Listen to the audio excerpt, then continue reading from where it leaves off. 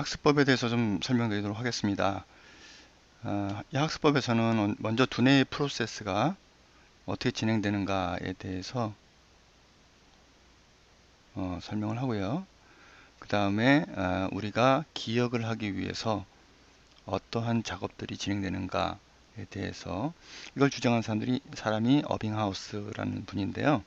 어빙하우스의 기억 곡선에 대해서 얘기를 하고, 그 다음에 학습 피라미드, 우리가 학습을 할 때 어떠한 방식으로 공부하는 것이 효과성인가 하는 학습의 효과성에 관한 내용을 공부하도록 하겠고요.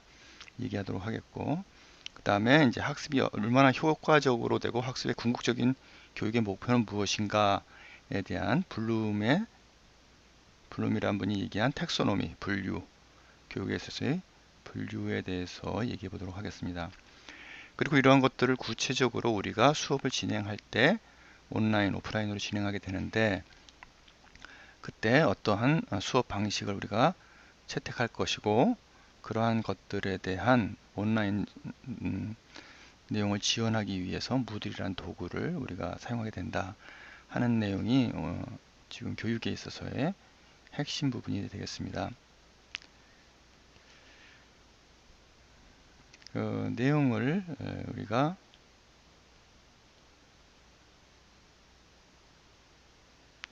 쇼보기를 하면서 진행하도록 하겠습니다.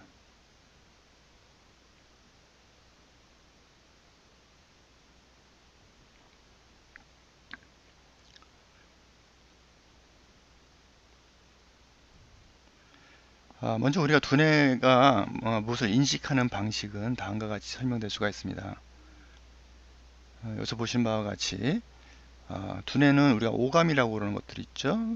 눈, 코, 그 다음에 입, 귀, 그 다음에 우리가 이제 그 터칭 감각 등을 통해서 받아들이는 그런 외부 정보들이 있습니다. 그런 감각, 오감을 통해서 들어오는 정보들은 뇌의 피질 부분하고 이렇게 연결이 된다고 합니다. 그래서 시각 피질, 후각 피질, 이런 피질과 연결이 되고요. 이런 피질을 통해서 뇌로 전달된 내용들은 뇌 안에서의 어떤 프로세스를 거쳐서 결정 과정을 거친 다음에 그것이 이제 외부로 나오겠죠. 그래서 이런 것들이 이제 입력이 되고 뇌가 그걸 프로세스한 다음에 그걸 갖다 이제 출력으로 내보내는 그런 프로세스를 거치게 되는 것이죠. 자, 이런 뇌의 구조를 우리가 알게 되면은 이제 몇 가지 재미있는 그런 생각들을 할 수 있게 되는데요.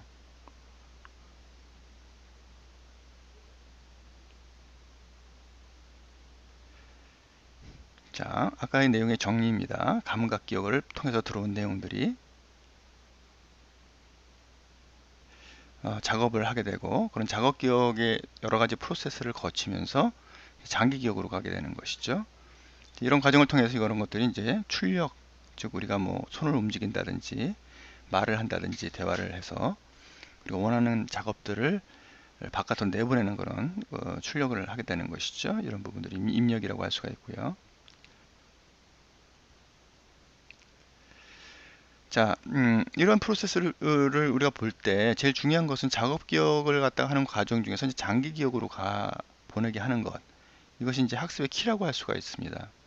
어떻게 하면 우리가 오래 기억을 하고 이제 그런 것들을 유익하게 할 수 있는가? 장기 기억으로 가장 많은 내용들을 보내는 것이 우리 학습에 있어서의 목표라고도 할 수 있겠죠.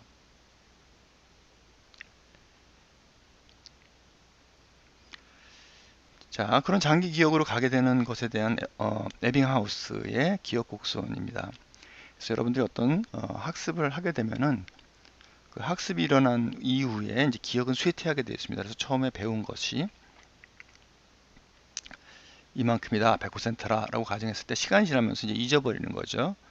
그래서 나중에 남는 양은 이제 10 내지 20%의 내용이 남게 되고요. 그래서 중간중간에 뭐 10분, 1일, 1주, 한 달 단위로 이렇게 다시 복습을 하게 되면은 이제 장기 기억으로 이제 기억을 잊혀지지만 장기 기억으로 가서 남는 부분들이 더 많아진다는 거죠. 그래서 그 사이클이 이렇게 됩니다. 그래서 이쪽에 보면 이제 장기 기억으로 갔을 때 이쪽 부분 네 번의 반복 학습을 거쳐서 나중에 남는 부분들은 이만큼 기억에 남게 되는 것이죠. 그래서 여러분들 수업을 들을 때도 집중해서 듣고 맨 먼저 제일 중요한 건 감각기관을 통해서 입력을 받는 게 중요합니다. 수업 시간에 뭐 다른 생각을 한다거나 다른 일을 한다거나 뭐 리포터를 다른 과목 리포터를 쓴다는 거나 그러면 일단 잊어버릴 내용이 없게 돼요.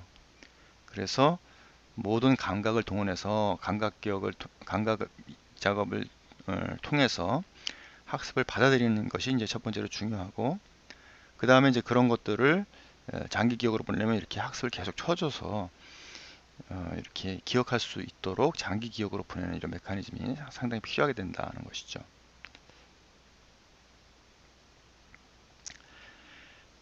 학습 피라미드는 이제 입력 부분에 관한 내용입니다. 여러분들이 이제 공부를 할 때 가만히 앉아서 이제 듣기만 한다 하면은 나중에 남는 기억이 이제 10%밖에 기억에 안 남는다고 합니다.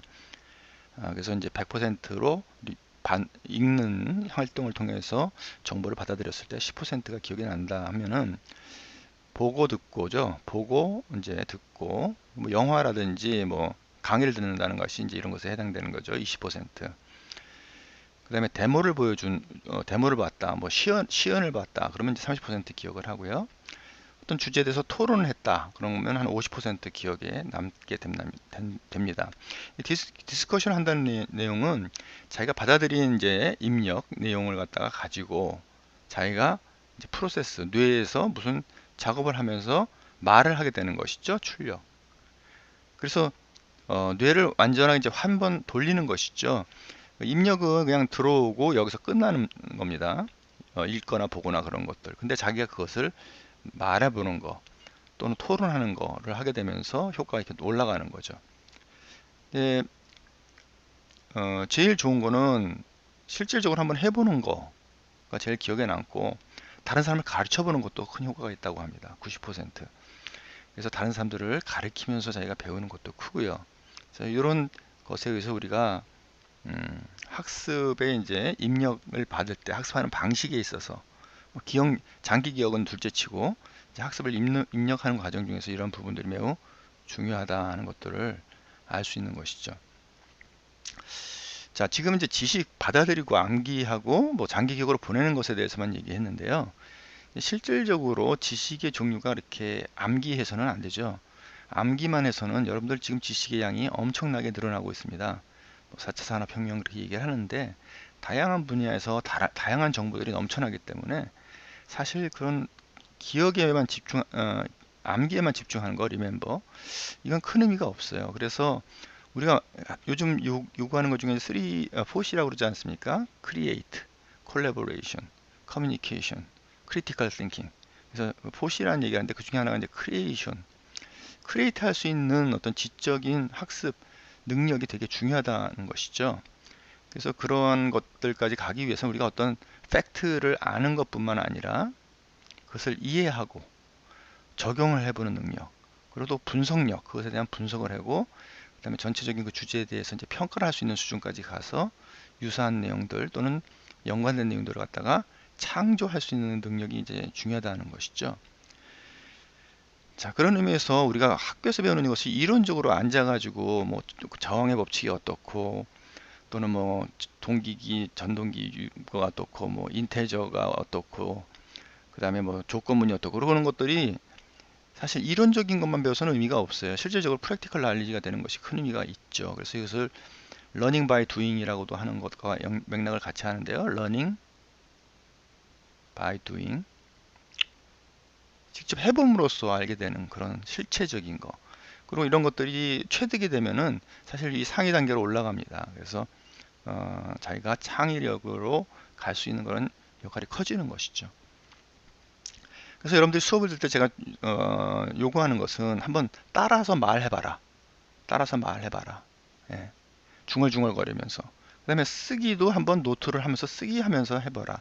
근데 쓰기를 하면서 쓰기에 집착돼 가지고 정작 강의 내용을 못 듣는 거는 문제가 있는 거고요.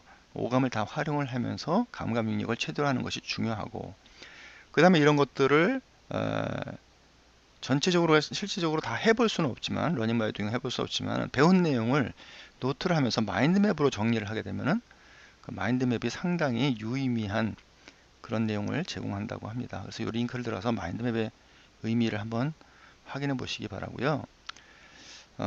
마인드맵과 러닝 바이 두잉이 매우 유사하다고 얘기했는데, 실제적으로는 이제 시뮬레이션을 통해서 러닝 바이 두잉과 같은 교육 환경에서 공부할 수 있습니다. 지오지브라 같은 것들을 통해서 자기가 이론적으로 배운 것, 지식적으로 알고 있는 것들을 그 프로세스를 한번 시뮬레이션 해보는 거죠.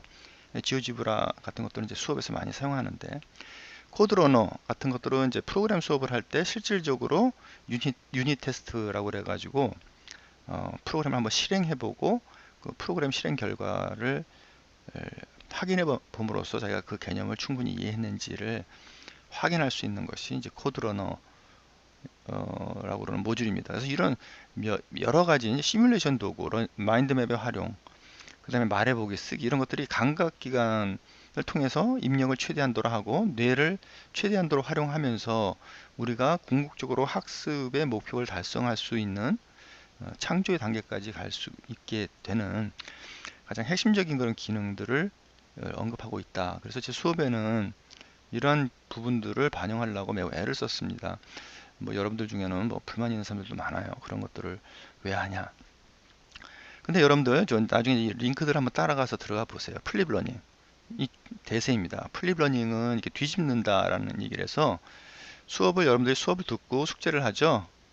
수업을 듣고 과제라든지 뭐 숙제를 해옵니다. 근데 이걸 갖다 거꾸로 하는 겁니다. 그래서 수업 시간에 수업을 하지 않고 미리 수업을 듣고 옵니다. 동영상으로. 그리고 수업 시간에 뭘 합니까? 과제나 활동 같은 것들을 하는 것이죠. 뭐 문제를 푼다든지 과제 활동을 한다든지 아니면은 배운 내용에 대해서 주제 토론을 한다든지. 그래서 이런 플립러닝이 요즘 대세입니다. 동영상 같은 것들은 어떤 이제 솔루션 플랫폼, 그런 어떤 인터넷에 들어가서 유튜브를 듣지만 유튜브 말고 이제 그런 것들을 동영상을 듣는 그런 그 인터넷 환경 같은 것들이 있죠. 근데 블렌디드 러닝은 플립 러닝하고 이제 다른 부분이 뭐냐면, 블렌디드 러닝은 온라인 오프라인을 갖다가 다 섞어서 하는 겁니다. 그래서 블렌디드 하면 섞는다는 의미죠. 그래서 온라인으로도 수업이 진행되지만 또 활동들이 오프라인으로 진행되는데, 제 강의가 이제 그런 거라고 볼 수 있습니다. 여러분들 요즘 추세는 무크예요. 그죠? 무크는 뭡니까? 매시브, 오픈, 온라인 코스웨어입니다.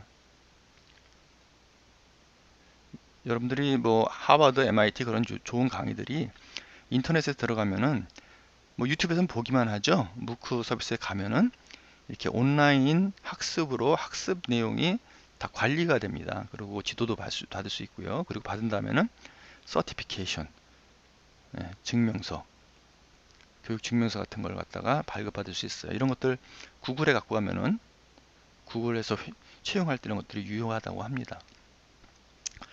자, 이런 새로운 교육의 패러다임을 지원할 수 있는 도구가 있는데요. 그 도구가 이제 러닝 매니지먼트 시스템이라고 그래가지고 그 학습 활동을 관리하는 그런 시스템입니다. 무드이라는 것이 전 세계적으로 가장 많이 쓰고 있는 그런 LMS예요. 그래서 여러분들 수업 시간에는 이 LMS 무드를 사용해서 수업을 진행하게 되는 것이죠. 그래서 이러한 내용들을 여러분들이 아시고 하는 게, 왜냐면은 나중에 보면은 사람들 중에 이제 여러분들이 얘기하는 것 중에 가장 큰 핵심이 뭐냐면은, 이런 걸 왜 하느냐 하는 그런 질문들이 제일 많아요. 사실 그런 것들을 얘기 들을 때 제가 좀 답답한 면도 있고, 그래서 이런 트렌드, 여러분들이 이 수업만 들어서 목적이나 전기기기를 좀 프랙티컬 날리지로 다른 수업에서도 다른 또 영역에서도 활용할 수 있을 정도의 수준까지 한번 배워보자. 그렇죠? 그리고 현재 배우는 교육의 패러다임이 뭔지도 알고, 이제 그런 것들을 통해서 여러분들이 한번 트렌드를 따라잡을 수 있는 그런 그 경험들을 한번 시켜보자 하는 것이 저희 교육의 목표가 되겠습니다.